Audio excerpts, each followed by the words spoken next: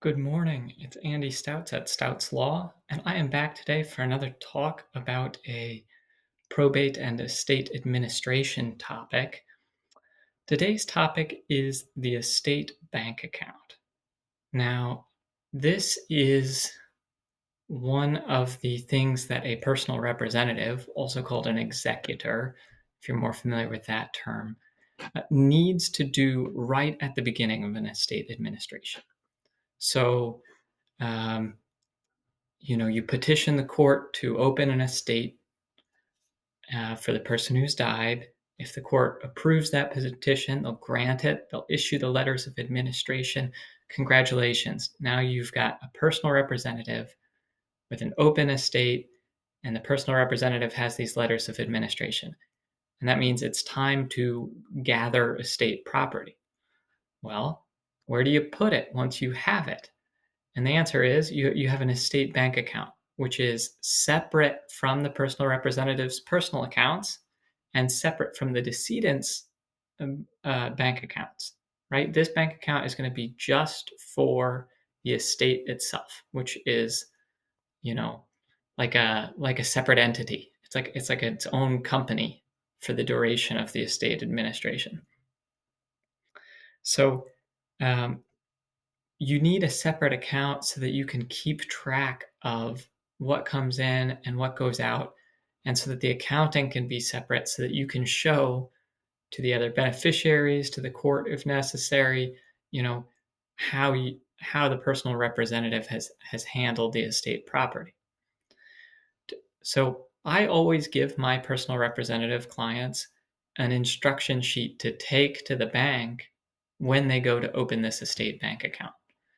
And probably the most important two items are, one, it's a separate account. I keep harping on this, but that's because it matters, right? We want an account that's just for the estate. And to do that, the estate needs an identity, right? It's not the personal representative, it's not the decedent. So you have to get your own ID number, and that is an employer identification number, an EIN, which is obviously usually for companies, usually for businesses, but it's the same type of ID number that the IRS, Federal Tax Authority, uses for estates. So the personal representative has to go apply for an EIN for the estate, and then they'll take that EIN to the bank to show that the estate is a separate entity that can have its own account. So I provide instructions to my clients on how to request an EIN. It's really easy and it's online these days.